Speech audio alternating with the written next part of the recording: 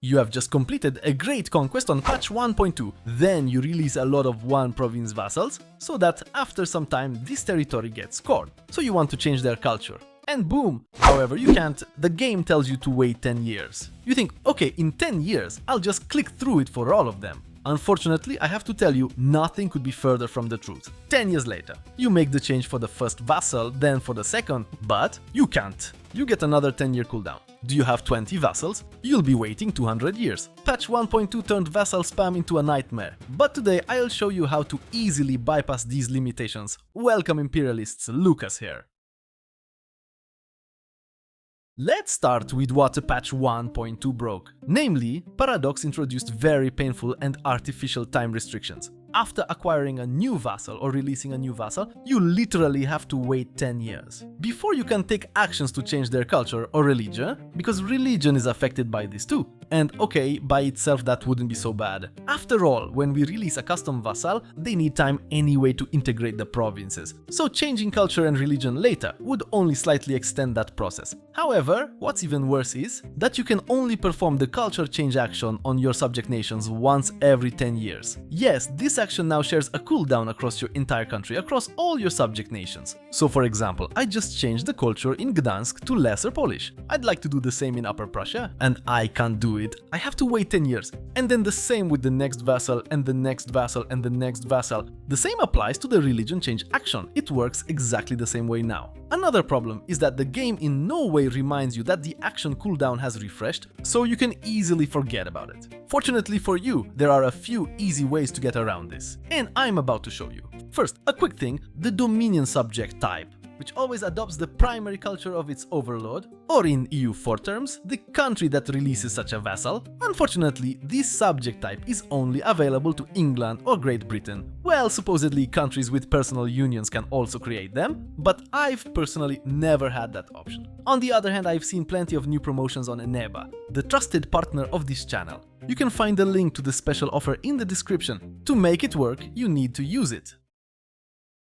The second option is primitively simple. You just create larger vassals by giving them provinces up to a maximum of 4. I'd recommend doing it evenly. Thanks to that, instead of 8 new vassals, I have 2. I want to do provinces evenly because we always have 2 guaranteed advisors in the cabinet. That is the minimum amount for every country. So first those 2 advisors will work on integrating all the provinces, then those 2 advisors will handle changing culture or religion. I wouldn't make larger vassals, because the smaller they are compared to us, the bigger the annexation bonus we get. But as I said, the previous method was very primitive. The next one already requires some basic knowledge, so as a reminder, every location can have one of 3 types of integration into a country: conquered, integrated, and cored locations. I specifically use this map because it's useful for this. The color simply indicates the location status, you integrate a location using a cabinet action, or you annex a vassal that had previously integrated its own locations. Whether it has done so can also be checked on this map. A location becomes your core when at least 50% of the population in that location belongs to a culture. That is either your primary culture or one of the accepted cultures. Tolerated or unaccepted cultures do not count toward this. And after that bit of theory, let's move on to another problem you have. We cannot release a vassal from a province where all locations are already cored. And remember the phrase, all locations. Let's look at the example of the Chełmno province. On the map you can see that within the province, 3 locations are cored and 2 are integrated. That's why you can release a vassal here. That vassal will adopt the culture and religion of its capital, meaning only what you have in that single location matters. And as a rule, the vassal's capital always becomes the province capital. You can always identify the province capital because it has this symbol. Alternatively, if you hover over it, it's always first on the list. But did you know that province capitals can be changed? No? Then let's move on to the next method, using the simple example of the Poznan province, whose capital is Poznan. There is also the Wilen location here, with Kashubian culture. And now what I unfortunately have to do is demolish the fortress and downgrade this location from a city to a settlement. Then you need to wait a month, otherwise none of these will work. And then we build a fortress in Wilen, and look, when the castle was built, the capital moved. But now I'll do it differently, so I don't have to downgrade the city in Poznan. So creating a new town did not move the capital, but building a fortress did. So to summarize, if the previous capital had a fortress, you need to demolish it and wait a month, otherwise this genuinely will not work. The new location must have at least an equal level of development,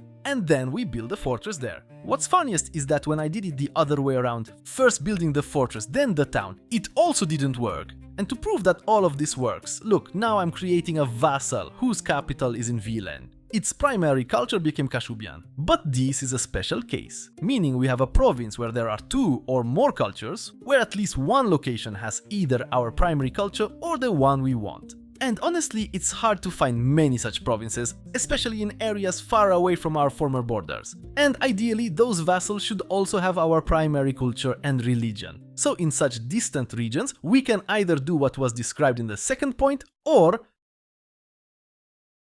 if you already have a vassal, whose culture and religion you change to the ones you want, or they had them from the start, it doesn't matter. Then take one location from that vassal, using the seize territory option, or you can even take more than one location, just make sure it's only one per province. Because unfortunately, in order to seize territory this way, it also has to border our own territory. So be careful, because the downside of this strategy is that it's easy to block yourself sometimes. And then, from those 2 locations, I can create additional vassals. So if I conquer territory from Lithuania right now, I would give that territory to this vassal, which would cause the culture and religion to be converted. And then, before annexing that vassal, I would seize additional locations from them, and from that location, I would release another vassal. And by using this tactic, over time, you can create a chain of vassals. Unfortunately, as I said, this tactic has the downside that you can block yourself, but it also forces a certain style of conquest, specifically by provinces. I also conducted a few other tests that I think may interest you, because unfortunately, they do not work. I gave one of my vassals territory on which I had a core, meaning it was integrated and had my culture and religion. Then I seized that territory back, just like before, and unfortunately, every single time, with pause, without pause, with a monthly tick and so on, the game immediately establishes a core there. And I cannot release a vassal from it. Well, unless you do this.